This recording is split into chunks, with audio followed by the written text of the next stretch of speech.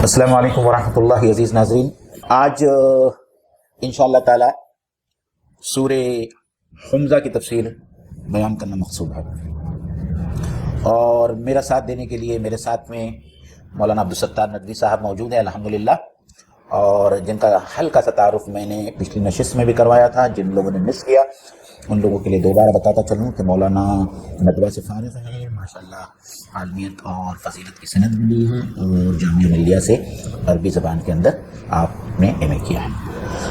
سورہ حمزہ پر آنے سے پہلے کچھ ابتدائی باتیں میں آپ لوگوں کے سامنے رکھوں۔ علامہ فراہی نے سورہ حمزہ کو سورۃ العصر کا مثنیٰ کہا ہے، یعنی اس کے مضامین جو ہے سورۃ العصر کو کمپلیمنٹ کرتے ہیں، مطلب ایک ہی سکے کے دو رخ ہے۔ ایک سورۃ العصر ہے جس میں کامیاب لوگوں کا بیان ہے کہ جو لوگ ایمان لاتے ہیں، نیک اعمال کرتے ہیں، حق اور صبر کی تلقین کرتے ہیں، اور ان نیک اعمال میں اللہ کے راستے میں انفاق کرنا بھی شامل ہے۔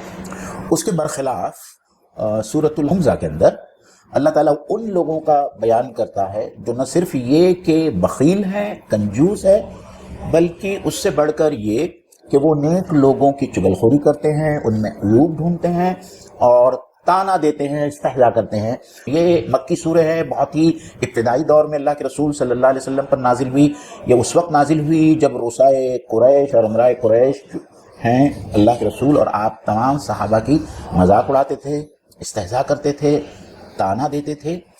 اور آج اس کی بہت ساری شکلیں ہیں، انشاءاللہ ہم اس کو جب ہم آیتوں کی تشریح کریں گے تو آپ کے سامنے بہت ساری اور چیزیں آئیں گی انشاءاللہ تعالی۔ میں مولانا سے درخواست کرتا ہوں کہ مولانا پہلے اس کا عربی متن پڑھیں، پھر میں آپ کو اس کا ترجمہ سناؤں گا، اور پھر انشاءاللہ ایک ایک آیت کی ہم تشریح آپ لوگوں کے سامنے رکھیں گے انشاءاللہ۔ اعوذ باللہ من الشیطان الرجیم، بسم اللہ الرحمن الرحیم،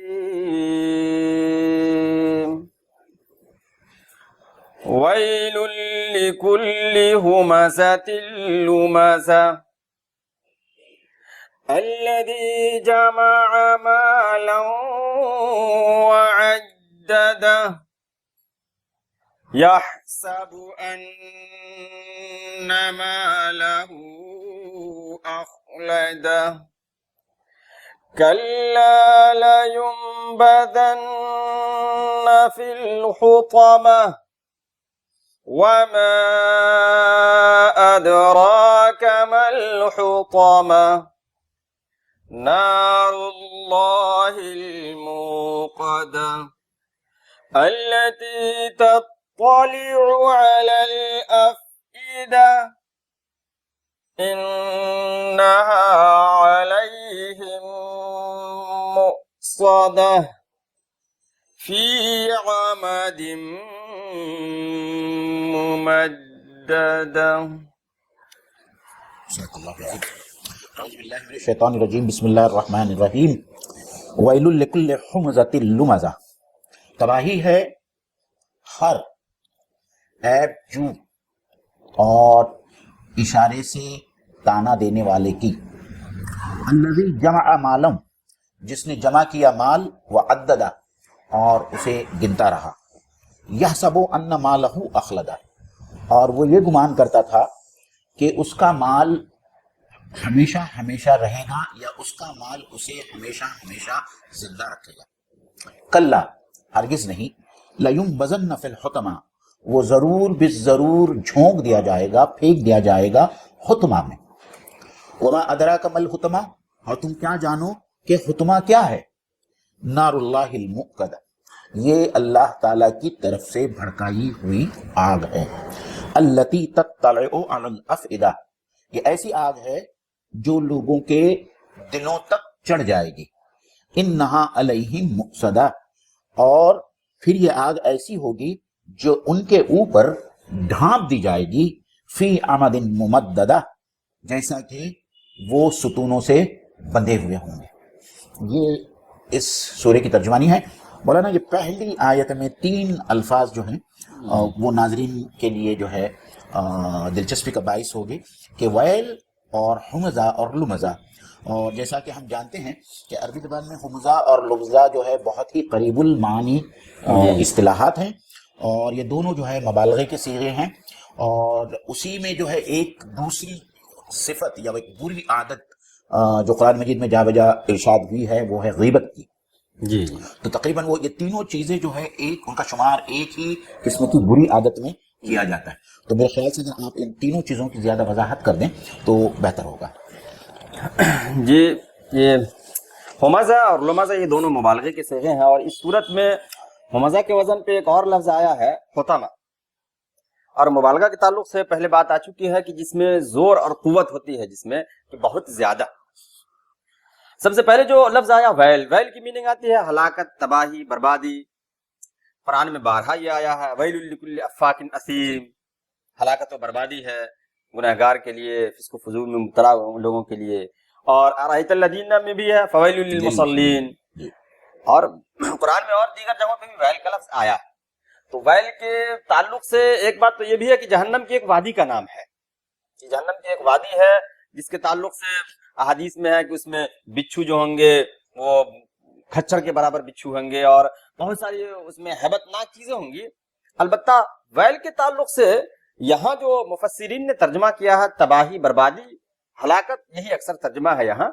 البتہ ویل کا ایک مطلب وہ بھی ہے، کبھی کبھی عربی زبان میں ویل کا مطلب ڈانٹ ڈپٹ کے لیے بھی ہوتا ہے. اب یہ آگے ہے ہمزۃ اللمزہ. ہمزہ کی میننگ تو ایک مطلب یہ ہے کہ غیبت کرنا، اور لمزہ آنکھوں کے اشارے سے کسی کا مذاق اڑانا، تضحیک کرنا. بعض مفسرین نے ہمزہ کا مطلب یہ لکھا ہے کہ ہمزہ غیبت کرنے کو، اور لمزہ منہ پر بولنے کو. تو دونوں مطلب اس کا ہو سکتا ہے. مفسرین کا یہ کہنا ہے کہ ہمزہ اور لمزہ دونوں ایک ہی لفظ ہیں، تو ہمزہ کو مقدم کیوں کیا ہے؟ ہمزہ کو مقدم کرنے کی وجہ یہ بتاتے ہیں کہ زبان سے جو تکلیف دی جاتی ہے، بسا اوقات کبھی کبھی اشاروں کی تکلیف زبان سے زیادہ تکلیف دہ ہوتی ہے. جی اشاروں میں جو تکلیف دی جاتی ہے وہ زیادہ تکلیف کا باعث ہوتی ہے. اور اگر ان دونوں معنی میں لیتے ہیں کہ غیبت اور سامنے بولنے کے تعلق سے، تو بھی ہمزہ کو مقدم کرنے کی وجہ یہ ہو سکتی ہے کہ غیبت میں عام طور سے انسان جس کے تعلق سے غیبت کی جاتی ہے وہ اپنا ڈیفینس نہیں کر رہا ہوتا ہے، سامنے نہیں ہوتا، اپنی صفائی نہیں پیش کر رہا ہوتا ہے. اس لیے اللہ نے ممکن ہے کہ ہمزہ کو اس لیے مقدم کیا. تو آپ بھی کچھ کہنا چاہیں گے ہمزہ اور لمزہ کے تعلق سے؟ میں صرف ایک ہی بات کہوں گا. آپ نے جس طرف اشارہ کیا، اور غیبت کے بارے میں اللہ تعالیٰ جو ہے ایک بات جو ہے مسلمانوں سے مخاطب ہو کر کہتا ہے وَلَا يَغْتَبْ بَعْضُكُمْ بَعْضًا أَيُحِبُّ أَحَدُكُمْ أَن يَأْكُلَ لَحْمَ أَخِيهِ مَيْتًا فَكَرِهْتُمُوهُ. جو آپ نے بات کی کہ اللہ تعالیٰ نے غیبت کرنے کو یہ کہا ہے کہ غیبت کرنا ایسا ہی ہے جیسے اپنے مردار بھائی کا گوشت کھانا. تو یہاں مفسرین نے یہی بات لی ہے کہ چونکہ آپ جس کی غیبت کر رہے ہیں وہ اپنا ڈیفنس کرنے کے لیے وہاں موجود نہیں ہے، تو اللہ تعالیٰ نے اس کی مثال اس طریقے سے دی ہے کہ کیا تم یہ پسند کرو گے کہ اپنے مرے ہوئے بھائی کا گوشت کھاؤ گے؟ فَكَرِهْتُمُ، تو اس سے تمہیں بڑی کراہیت آئے گی. تو اللہ تعالیٰ نے بہت ہی شدت کے ساتھ میں جو ہے غیبت کرنے کی یا طعنہ کسنے کی یا استہزاء کرنے کی یا مذاق اڑانے کی جو ہے اللہ تعالیٰ نے یہاں ممانعت فرمائی ہے.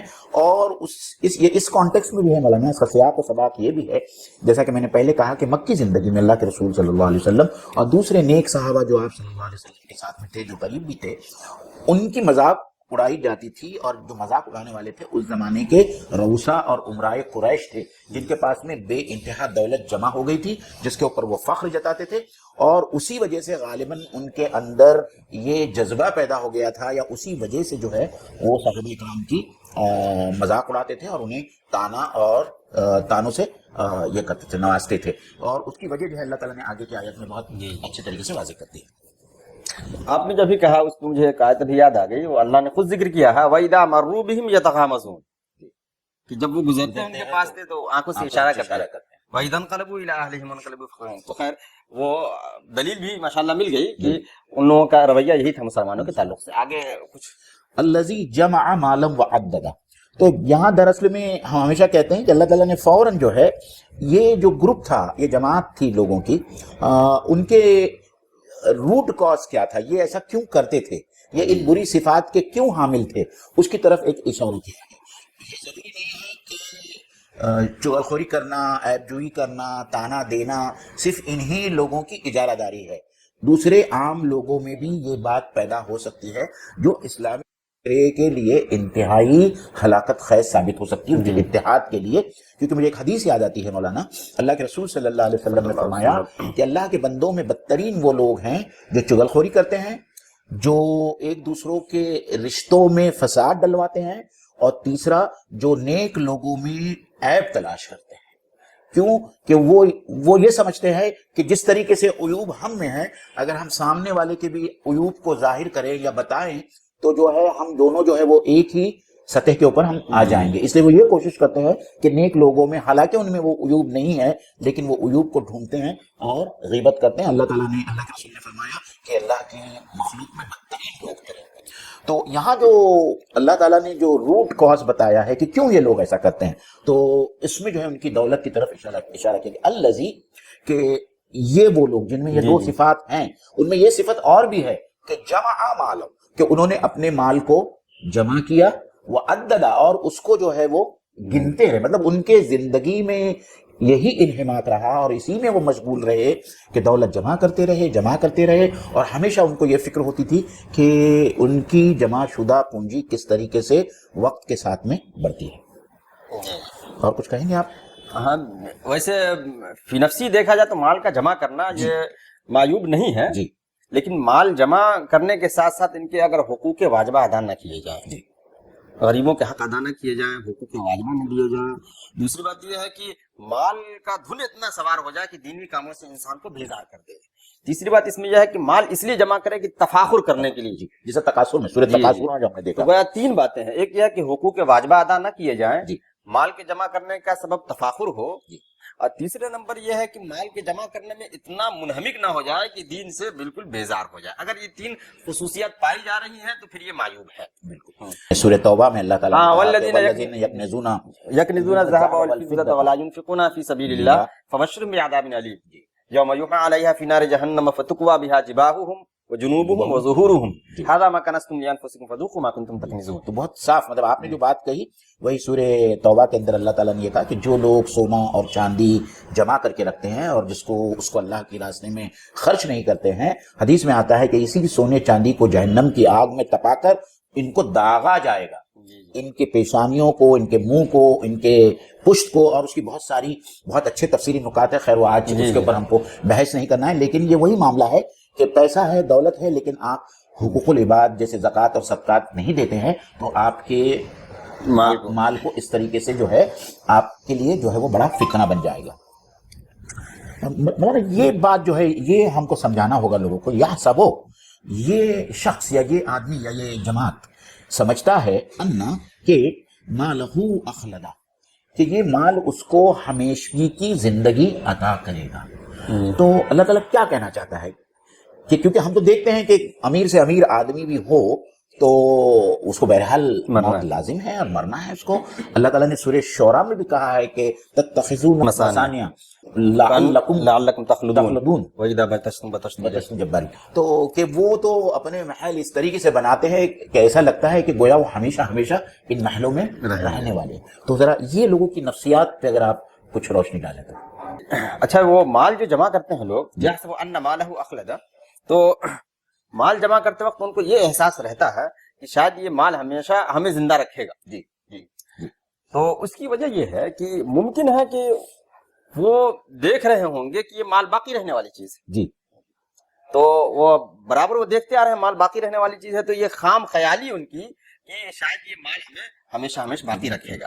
حالانکہ اس سے پہلے بہت ساری چیزوں کو دیکھ چکے ہیں کہ ہلاک ہو رہی ہے. اچھا, اس میں ایک چیز ہے کہ حاسبہ کا مطلب ہے کہ گمان کرنا, پورا مطلب یہ ہے کہ یقین نہیں ہو رہا ہے, کہ یقین نہیں, گمان ہے. گمان کے درجے میں اس کی سمجھ ہے, سوچ. کبھی کبھی ایسا ہوتا ہے کہ انسان نتیجہ کو سمجھ رہا ہوتا ہے لیکن سامنے کی چیز جو نظر آتی ہے گویا کہ وہ گمان جو ہے یقین پہ غالب آ جاتا ہے. جی. وہی حالت ان کی تھی کہ یقین تو تھا کہ مرنا ہے, لیکن سامنے دولت کو دیکھ کر کے وہم اور گمان جو ہے یقین پہ غالب آ کر کے ان کو یہ احساس ہوتا تھا کہ شاید ہمیں, مطلب وہ پھر اپنی آخرت سے اور اپنے مقصد زندگی سے اتنے غافل ہو جاتے ہیں کہ ان کو ایسا لگتا ہے کہ میری زندگی جو ہے صرف اسی لیے ہے اور یہی دولت اور جو میں نے کمایا ہے یہ مجھے ہمیشہ کی زندگی دے گی. میرے پاس میں ایک بہت ابھی حال ہی کی ایک مثال ہے مولانا, میں جو ناظرین کے سامنے رکھنا چاہوں گا. ایک بہت ہی انٹرنیشنل مشہور پرفارمر رہا ہے اور اس کا یہ عالم تھا, وہ اپنی زندگی کے بارے میں اتنا محتاط تھا وہ چاہتا تھا کہ بہت لمبی عمر جیے. اس کا یہ حال تھا کہ اس کے اطراف میں جو ہے پورا اس کا سیکورٹی کا عملہ ہوتا تھا. وہ جہاں بھی جاتا تھا تو وہ اپنا کھانا پکانے کا پورا عملہ جو ہے وہ ساتھ میں لے کے جاتا تھا.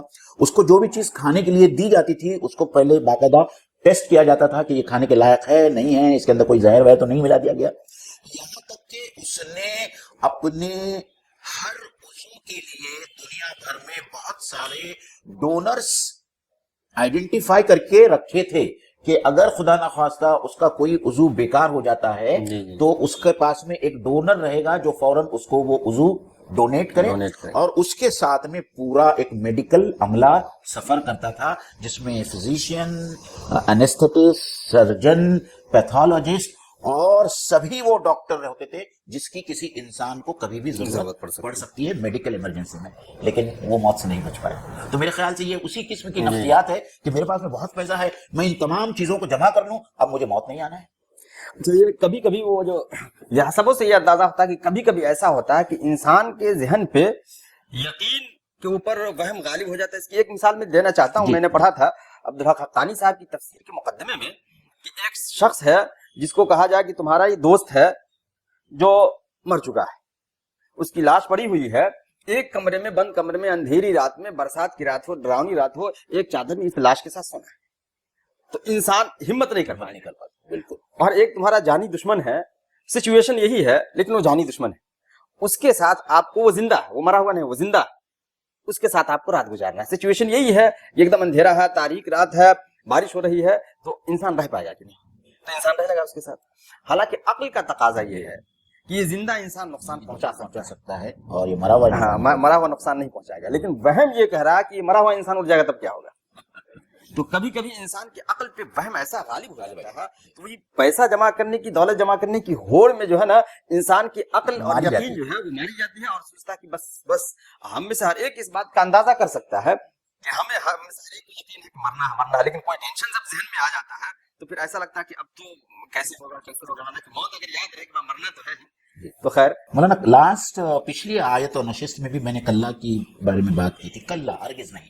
اور میں نے یہ بھی کہا تھا کہ اللہ تعالیٰ کو جب کسی چیز کی شدت کے ساتھ میں نفی کرنا ہو اور وہ بھی کسی غلط مفروضے کی نفی کرنا ہو تو اللہ تعالیٰ یہاں ہرگز نہیں کلّا کا لفظ استعمال کرتا ہے. تو یہاں اللہ کہتا ہے ہرگز نہیں. مطلب تم اگر یہ سوچتے ہو کہ تمہاری دولت باقی رہ جائے گی, تم یہ سوچتے ہو کہ تمہاری دولت تم کو ہمیشگی کی زندگی دے گی, تو اللہ تعالیٰ بہت ہی صاف اور واضح انداز میں کہتے ہیں کلّا, ہرگز نہیں, ایسا نہیں ہوگا. تم بھی مرو گے اور تمہارے ساتھ میں تمہاری مال و دولت بھی جو ہے وہ ختم ہو جائیں گی. اور پھر جو ہے اللہ تعالیٰ کہتا ہے لَيُنبَذَنَّ فِي الْحُطَمَةِ, یہ نبذہ سے بنا ہے. نبذہ کی معنی ہوتی ہے کسی حقیق چیز کو اٹھا کر پھینک دینا. تو اللہ تعالیٰ تمہاری ساری دولت کو, جس کی اللہ تعالیٰ کے نزدیک کوئی وقت نہیں ہوگی, اس دولت کو اللہ تعالیٰ ضرور ضرور جو ہے حطمہ کے اندر پھینک دیں. یعنی اللہ تعالیٰ کے نزدیک تمہارے اس مال و دولت کی جو تم نے جواہرات بنا کے رکھے ہیں اور اتنا سارا سونا ہے, چاندی ہے, اس سب کو جو ہے اللہ تعالیٰ حطمہ کے اندر پھینک دے گا. اللہ پہ مجھے ایک اور یاد آ گیا, قرآن شریف میں ایک جگہ ہے, تقریباً 13ویں پارے میں ہے, سورہ ابراہیم میں, کہ جہنمی لوگ جب اللہ تعالیٰ سے فریاد کریں گے کہ ہمیں دنیا میں بھیج دیجیے دوبارہ, ہم نیک اعمال کریں گے, تو اس وقت اللہ تعالیٰ کی طرف سے جواب ہوگا کلا, ہرگز نہیں, انہا کلمۃ ہوا قائلھا, یہ ایک بات ہے جو رٹے جا رہا ہے, ایسا تو ہوگا نہیں کہ دنیا میں دوبارہ بھیجا جائے. تو جیسا کہ آپ نے کہا کہ ایک مفروضے کے تعلق سے جو ہونا ناممکن ہو, تو اس کے رد میں جو اللہ تعالیٰ کہتا ہے کلا کہتا ہے, وہاں بھی ایسے ہی سچویشن ہوگی. اس کا نبذہ کی میننگ جیسا کہ آپ نے بتایا کہ حقیر چیز کو, کسی بے وقت چیز کو پھینک دینا. اور یہاں ایک چیز اور تصور اس میں لیا جا سکتا ہے کہ یہ پیسہ جمع کرنے کی وجہ سے تکبر اور گھمنڈ پیدا ہو. جی, اس لیے اس گھمنڈ اور تکبر کے مقابلے میں اللہ نے کہا کہ یہاں تم اپنے آپ کو بہت باوقار سمجھتے ہو, حالانکہ تمہاری حالت کیا ہوگی, لَيُنبَذَنَّ, ضرور پھینک دیا جائے گا, جیسے کوڑا کر پھینک دیا جاتا ہے. بالکل. اور ایک جگہ قرآن میں رخ انک انت العلیم انک انت الکریم کچھ ہے, اس میں 25ویں پارے میں تقریر کہ قیامت کے دن جب جہنم میں جائیں گے لوگ, تو ان سے کہا جائے گا مزہ چکھو, دنیا میں تم بہت عزت دار سمجھے جا رہے تھے, اپنے آپ کو عزت دار سمجھتے تھے. تو یہاں بھی وہ تصور ہے کہ مال دولت جمع کرنے کی وجہ سے اپنے آپ کو بڑا باوقار سمجھتے تھے, حالانکہ ایسا ہونے والا ہے کہ تم کو خطامے میں پھینکا جائے گا. اسی لیے نبذا کا لفظ آیا، حالانکہ کوئی دوسرا لفظ بھی لایا جا سکتا تھا، لیکن نبذا کا لفظ لانے سے ایک یہ مسئلہ نکلتا ہے۔ اور متکبرین کے تعلق سے بعض حدیث میں ہے نا کہ ان کو چونٹیوں کی شکل میں اٹھایا جائے تاکہ دنیا میں لوگ روندیں گے ان کو، جی جی لوگوں کے قدموں میں وہ روندے جائیں گے، تاکہ ان کو احساس ہو دنیا میں۔ تو گویا نبذہ سے یہ ایک تاثر پیدا ہو رہا ہے کہ تم اپنے آپ کو ایسا سمجھ رہے تھے، حالانکہ تمہارے ساتھ ایسا ہو جائے گا۔ اور پھینکا کہاں جائے گا؟ حطامہ میں۔ یہ حطامہ وہی فعالہ کے وزن پہ، حطامہ کی میننگ آتی ہے توڑنا، چور چور کرنا۔ اور جہنم کے لیے حطامہ شاید پورے قرآن میں یہی ایک جگہ استعمال ہوا ہے، جگہ استعمال، ایک ہی جگہ استعمال ہوا، یعنی اس میں وہ ان کی مال و دولت اور وہ بھی ان کی حالت ایسی ہو جائے گی جیسے کہ چور چور کر دیا گیا ہو۔ مزید آپ آگے کچھ کہیں گے؟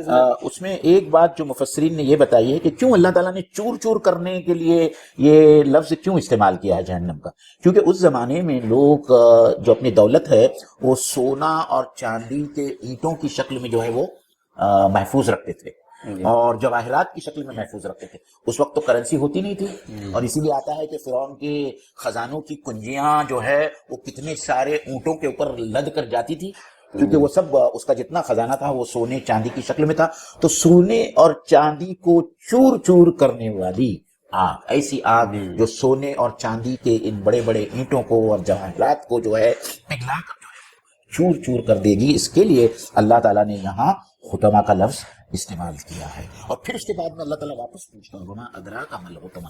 یہ قرآن مجید کا اسلوب ہے کہ ایک ایسی چیز جس کا ہم دنیا میں رہتے ہوئے ہمارے دنیاوی جو اللہ تعالیٰ نے ہمارے لیے جو ادراک اور اس کے جو وسائل دیے ہیں اس سے یہ سب چیزیں تصور نہیں کی جا سکتی، اس کے لیے اللہ تعالیٰ کہتا ہے وما ادراک ما القاریہ وما ادراک ما الحطمہ۔ یعنی ایک اسلوب ہے قرآن مجید کا، اور پھر آگے اللہ تعالیٰ جو ہے اس کا خود جواب دیتا ہے، جیسے دوسرے سوروں میں بھی جو ہے اللہ تعالیٰ نے سوال کیا، پھر واپس سوال کیا اور پھر اس کا جواب دیا وما ادراک ما القاریہ یوم یکون الناس کالفراش۔ چلیے آپ بتائیے اس کے بارے میں کچھ۔ نار اللہ الموقدہ۔ نار اللہ الموقدہ، اوقدہ کی میننگ آتی ہے آگ جلانا، اور موقدہ یعنی جلائی ہوئی آگ۔ تو قرآن میں شاید نار اللہ، اللہ کی آگ ایک ہی جگہ، بس یعنی اس سے یہ اندازہ ہوتا ہے کہ یہ غیبت کرنے والے، بدزبانی کرنے والے، اور اس کے ساتھ ساتھ یہ آنکھوں کے ذریعے کسی کی پگڑی اچھالنے والے، جیسے آج کل بھی ہے لیکن وہ ماڈرنائز ہو گیا، مطلب کارٹون کی شکل میں آ گیا۔ اس کا آپ دیکھیے اس زمانے میں تو پتہ نہیں تھا مولانا، یہ اللہ کی کتاب ہے۔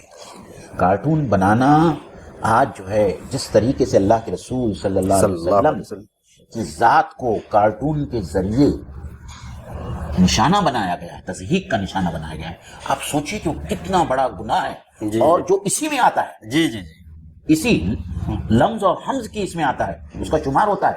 اس زمانے میں تو کسی نے سوچا بھی نہیں ہوگا۔ اللہ تعالیٰ کا علم اور اس کی مصلحتیں ہم کو سمجھ میں آتا ہے کہ کیوں اللہ تعالیٰ نے اس کو اتنی شدت کے ساتھ بیان کیا، اور وہ بھی آگ کی نسبت اپنی طرف کیا، یعنی ہمارے محبوب کے ساتھ، ہمارے اولیاء کے ساتھ یا ہمارے محبوب کے ساتھ اگر تمہاری یہ حرکت ہے تو یہ ہماری آگ تم کو جلائے گی۔ مطلب دوسری بات آپ سمجھیے اور ہمارے ناظرین سمجھے کہ ایک آگ تو ہم دنیا میں دیکھتے ہیں نا جو انسان لگاتا ہے، حالانکہ اس کا بھی پیدا کرنے والا جو ہے اللہ ہی کی ذات ہے، لیکن اللہ تعالیٰ جہنم کی آگ کو یہ کر رہا ہے، اپنے آپ سے منسوب کر رہا ہے۔ تو آپ سوچئے کہ اس جہنم کی آگ کی تپش، اس کی شدت، اس کی انٹینسٹی کیا ہوگی۔ میں صرف ناظرین کو جو ہے صرف ایک مثال دینا چاہوں گا، اور میرے جو ناظرین جو سائنس سے جن کا تعلق ہے وہ جانتے ہوں گے کہ یہ جو سورج جو بہت جس کی تپش کے لیے وہ مشہور ہے، اس کا مولانا جو باہر کی جو سطح ہے، سرفیس ہے، اس کے ٹیمپریچر کے بارے میں سائنٹسٹ لکھتے ہیں کہ یہ تقریباً 6000 ڈگری سینٹی گریڈ ہوتا ہے، 6000 ڈگری سینٹی گریڈ۔ آپ یقین کیجئے کہ 100 درجے حرارت کے اوپر، سینٹی گریڈ کے اوپر پانی کیا ہوتا ہے؟ ابلنے لگتا ہے، اور جب ابلتا ہوا پانی کسی کے جلد پر گرتا ہے تو اس کی جلد جو ہے وہ کیا ہو جاتی ہے؟ پوری چھل جاتی ہے۔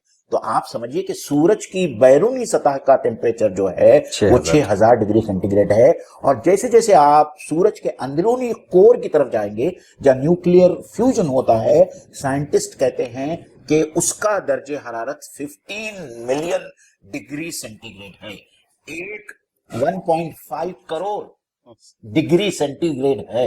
تو آپ سوچئے کہ جو اللہ سورج کو اتنا گرم بنا سکتا ہے، اس کی جہنم کا حال کیا ہوگا، اور کس طریقے سے ہم کو اللہ تعالیٰ سے دعا کرنا چاہیے کہ اللہ تعالیٰ ہم سب کی جو ہے اس جہنم کی آگ سے حفاظت کرے. اور اس جہنم کی آگ کا یہ ختم نہیں ہو رہا ہے, اس کے آگے اللہ تعالیٰ نے اور مزید جو ہے اس کی وضاحت کی ہے, جو ہم انشاءاللہ تعالیٰ اس کو دیکھیں گے.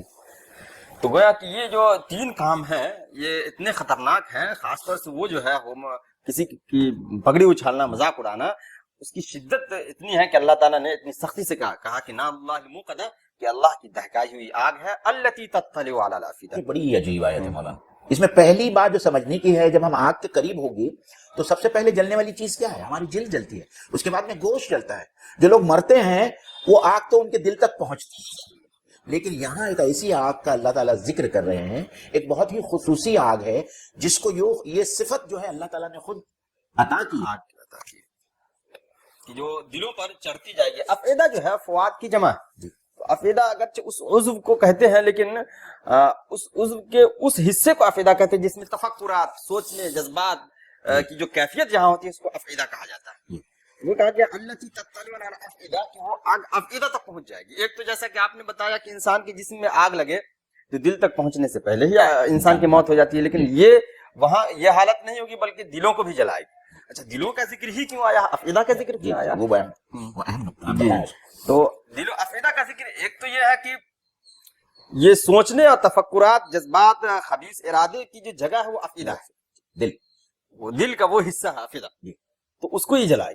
دوسرا نقطہ یہ بیان کرتے ہیں کہ اللہ کی جو آگ ہے وہ ایسا ہے کہ دنیا کی آگ کی طرح نہیں کہ جس کو چاہے اس کو جلا دے, بالکل جس اس کو چاہے جلا دے, بہت ہی ٹارگیٹڈ رہو. جی, یہ آگ ایسی بنائی ہی گئی ہے کہ جس چیز کے لیے اس آگ کو بنائی گئی ڈائریکٹ وہیں جا کر کے اثر کرے. تو اللہ کی پناہ ایسی آگ سے, اللہ ہم لوگوں کی حفاظت فرمائے. اگر آپ اس میں کچھ کہنا چاہیں. میں صرف اتنا ہی کہوں گا کہ آج اس کو سمجھنا مولانا بہت آسان ہو گیا ہے. اچھا جی. آج جس طریقے سے ایک دشمن اپنے دوسرے دشمن ملک پر ٹارگیٹڈ میزائل پھینکتا ہے, اور وہ اتنا ٹارگیٹڈ میزائل ہوتا ہے کہ وہ ایک بھری بستی میں کسی ایک جگہ کو تعین کرتا ہے اور اسی کو ڈسٹروائے کرتا ہے. اور اب جو ہے جو لوگ بہت ہی ایڈوانس کنٹریز ہیں, ان لوگوں نے ایسے بھی میزائل تیار کیے ہیں جو کسی ایک انسان کو ٹارگٹ کرتا ہے, اور وہ میزائل جا کر صرف اسی انسان کو ختم کرتا ہے. ابھی ریسنٹلی, میں سیاست میں جانا نہیں چاہتا, لیکن ریسنٹلی اس قسم کے واقعات ہوئے. تو ایک انسان ایک ٹارگیٹڈ میزائل بنا سکتا ہے, اور اس قدر ٹارگیٹڈ میزائل بنا سکتا ہے کہ گنجان آبادی میں وہ میزائل کسی ایک آدمی کو شکار کر لے یا اس کو ٹارگٹ بنائے. تو اللہ تعالیٰ کی بنائی ہوئی یہ آگ جس میں اللہ تعالیٰ نے یہ صفت پیدا کی ہے, اس کی یہ صفت ہوگی کہ وہ سیدھا جسم کو جلانے سے پہلے جو ہے اس انسان کے دل کو جلائے گی, جو ان تمام خبیث نیتوں کا, فاسد عقائد کا جو ہے وہ مرکز تھی, اور جو کنجوسیت جو رہتی ہے اور بخل جو رہتا ہے اس کا بھی مرکز اس کا دل تھا, جو اللہ کے راستے میں انفاق کرنے سے اس کو روکتا رہا. تو سب سے پہلے اللہ تعالیٰ یہ جہنم کی آگ جو ہے اس انسان کے دل کو ٹارگٹ کرتا. آگے انہا علیہم صدا, علیہم سے مراد وہی ہے جو جہنم میں جلنے والے ہوں گے. انہا سے مراد وہ آگ ان کے اوپر بند کر دی جائے گا. اوسدا کی میننگ آتی ہے بند کرنا. اوسدی بات دروازہ بند کر دیں یا ڈھکن بند کرنے کے لیے بھی اوسدا کا لفظ آتا ہے. یہ تھوڑی لطیف بات ہوگی, لیکن کچھ لوگوں کے ذہن میں یہ بات آئے گی. ہم کبھی آپ نے سنا ہوگا دم پخت بریانی سنا ہوگا, وہ بریانی بناتے وقت نیچے سے آگ لگائی جاتی ہے اور اوپر ڈھکن لگا کر اس کو جو ہے سیل کر دیا جاتا ہے, تاکہ اندر جو گوشت بریانی پک رہی ہے اس میں سے ذرا سی بھی حرارت اور اس کے ابخارات اور اس کی یہ باہر لیک نہ ہونے پائیں, تاکہ اندر کا ٹیمپریچر بڑھتا رہے. تو وہ اسی قسم کی مثال اللہ تعالیٰ نے دیا ہے کہ ان کو اس وادی کے اندر اور اس جگہ پر ڈال دیا جائے گا, اس کو جو ہے پیک کر دیا جائے گا, سیل کر دیا جائے گا, تاکہ اس تپش کے اثرات کم. یہ بہت ہی میرے خیال سے بہت ہی بھونڈی ایک یہ ہے انالوجی ہے, لیکن میرے خیال میرے ذہن میں آئی تو میں نے کہا کہ لوگوں کو سمجھنے کے لیے اس کو اس طریقے سے سمجھایا جا سکتا ہے. فی عمد ممددہ لمبے لمبے ستونوں میں ہوں گے. اس کو تو 3 طریقے سے مفسرین نے بیان کیا کہ ایک تو یہ ہے کہ فی عمد ممددہ کا مطلب یہ ہے کہ جیسے کہ پہلے آپ نے بتایا کہ ڈال کر کے بند کر دیا جائے گا, لمبے لمبے ستون اس پر گاڑ دیے جائیں گے. دوسری تفسیر یہ بتائی جا رہی ہے کہ نہیں, فی عمد ممددہ یعنی اس میں باندھ دیے جائیں گے لمبے لمبے ستون. جیسا وہ آتا ہے نا, خذوہ فغلوہ ثم الجحیم صلوہ ثم فی سلسلۃ ذرعها 70 ذراعا فاسلکوہ. تو ان کو 70 گز یا 70 ہاتھ لمبی زنجیروں سے ان کو جکڑ دو تو وہ ستونوں پر جکڑ دیے جائیں گے. آس پاس اتنے خطرناک شعلے ہوں گے اور اس پورے چیمبر کو اوپر سے بند کر دیا جائے گا. اللہ اکبر. اللہ تعالی ہم سب کی یعنی یہ وہ جو آپ نے بتایا 70 گز کی زنجیر، حالانکہ نہیں بھی جکڑا جائے پھر بھی کافی ہے، وہ بھی کافی لیکن عذاب کی شدت بیان کرنے کے لیے. اور وہاں اللہ تعالیٰ نے یہ بیان کیا اور یہ چیز واقعتاً وہاں ہوگی. تو مولانا ہم کو کتنا ڈرنا چاہیے. جانے سے پہلے ایک ذات راہ کے طور پر میں اور مولانا کچھ باتیں آپ لوگوں کے سامنے رکھنا چاہیں گے. وہ یہ ہے کہ غیبت آج جو ہے سب سے لذیذ ڈش بن گئی ہے، نہ صرف اس امت کی بلکہ ساری دنیا کے لوگوں کی جو ہے غیبت کرنا، طنز کرنا، لوگوں کو حقیر سمجھنا، مذاق اڑانا. میں دوسرے لوگوں کو تو سمجھ سکتا ہوں کہ وہاں ان کے نزدیک کوئی اخلاقی نارمز نہیں ہے، لیکن یہ امت جس کے نزدیک اللہ کے رسول صلی اللہ علیہ وسلم کا اسوہ ہے اور جس کے نزدیک یہ کتاب ہے، اور یہ کتاب بار بار ان سے کہتی ہیں کہ غیبت مت کرو، چغل خوری مت کرو، ایک دوسرے کی تحقیر مت کرو. قرآن مجید میں ایک جگہ اللہ تعالیٰ کہتا ہے وَلَا تَنَابَزُوا بِالْأَلْقَابِ کہ کسی کو غلط نام سے مت پکارو. اور پھر جو ہے یہاں اس کا عذاب، اس کا رزلٹ، اس کا نتیجہ کیا ہوگا. کیا ہم میں سے کوئی اس بات کے لیے تیار ہے کہ ہم صرف لفظی جمع خرچ کر کے یا وقت پاس کرنے کے لیے، یا ایسا ہی ہوتا ہے کہ 2-3-4 آدمی مل گئے تو وہ دوسروں کی غیبت کرنا شروع کر دیتے ہیں. اور قرآن مجید میں تو خاص عورتوں کے بارے میں خاص طور پر جو ہے بیان کیا گیا ہے اس سورے کے اندر. مطلب عورتوں کو اللہ تعالیٰ عام طور پر الگ سے بیان نہیں کرتے، مردوں کو حکم دیا جاتا ہے، اس میں عورتیں شامل ہو جاتی ہے، لیکن وہاں خاص نساء ان سے جو ہے خطاب کیا گیا ہے کہ تمہاری عورتیں بھی دوسری عورتوں کا مذاق نہ اڑائیں. تو عزیز ناظرین، ہم کو سمجھنا چاہیے کہ یہ بہت ہی معمولی گناہ نظر آتا ہے اور یہ اتنا لذیذ ہوتا ہے کہ لوگ اس میں بہہ نکلتے ہیں، اور حقیقت میں یہ ہے کہ وہ اتنا شدید اور اتنا بڑا گناہ ہے اللہ تعالیٰ کی نظروں میں کہ اللہ کی پناہ. تو ہم اللہ تعالیٰ سے اپنے لیے بھی دعا مانگے، اپنے بھائیوں اور بہنوں کے لیے بھی دعا مانگے کہ یہ چھوٹی چھوٹی نظر آنے والی گناہوں سے بھی اللہ تعالیٰ ہمیں محفوظ رکھے، اور خاص طور پر اللہ تعالیٰ جہنم کی اس آگ سے جس کا ذکر جو ہے سورہ حمزہ میں ہوا ہے، اللہ تعالیٰ ہم سب کی حفاظت فرمائے. غیبت کے تعلق سے 2 باتیں، اور میں بس آپ نے جو بیان کیا تو اس کا دوسرا رخ میرے ذہن میں بھی یہ آیا کہ جو غیبت کرنے والا ہے، جو ہمارے پاس آ کر کے کسی کی کہہ رہا ہے، اس سے محتاط رہنا چاہیے. اگر غیبت سننے سے ہمیں بچنا ہے، غیبت کرنے سے بچنا ہے، تو جو ہمارے پاس آ کر کے کہہ رہا ہے اس سے محتاط ہونا ضروری ہے. یہ مجھے کہنا ہے. امام شافعی رحمۃ اللہ علیہ کا قول ہے من ناقل لک ناقل عنک، جس نے تم تک کسی کی بات پہنچائی تمہاری بات کسی اور کو پہنچائے گا. وہ ڈبل سے بولیے. من ناقل لک ناقل عنک، جو تیرے لیے نقل کر رہا ہے وہ تم سے بھی نقل کر رہا ہے. امام شافعی رحمۃ اللہ علیہ. تو اس لیے ایسے لوگوں سے محتاط رہنا چاہیے. دوسری بات جو اکثر میں کلاسوں میں بچوں کو سمجھایا کرتا ہوں ایگزامپل دے کے، کہ جیسے 3 لوگ اگر جا رہے ہوں فاصلے پہ 10-10 گز کے فاصلے پہ، فرسٹ میں ہو، پھر سیکنڈ میں ہو، پھر تھرڈ میں ہو، مان لیا جائے تیسرے نمبر والے شخص کو پہلے نمبر والے سے اگر دشمنی ہے اور موقع پا کر کے وہ پتھر اٹھا کر کے مارا پہلے نمبر والے کو، اتفاق سے دوری کی وجہ سے پتھر کے بھاری ہونے کی وجہ سے پتھر راستے میں گر گیا، اسے نہیں لگا. اب بیچ والے نے یہ سوچا کہ اس کی محنت رائے گا گئی، اس نے اٹھا کر کے مار دیا پہلے والے کو. اب اگر مار دیا تو چوٹ تو لگی اس سے تو چوٹ لگی نہیں، تو ناراض تو اس سے ہونا چاہیے. اس لیے ہمارا رویہ بھی یہ ہونا چاہیے کہ جو شخص ہمارے پاس آ کر کے غیبت کرنے کے بعد یا ہمارے تعلق سے کسی نے کہا ہو یا کسی اور کی بات ہم نے آ کے کہے، تو ان سے کہنا چاہیے کہ بابو جو تم نے کہا ان کے تعلق سے یا میرے تعلق سے وہ زیادہ تکلیف دے. اس لیے اس نے تو جب کہا تھا اتنی کم سے کم رعایت کیا کہ سامنے میں نہیں کہا. اس لیے ایسے لوگوں سے ذرا احتیاط کرنا ضروری ہے جو دوسروں کے تعلق سے ہمارے تک بات پہنچائے.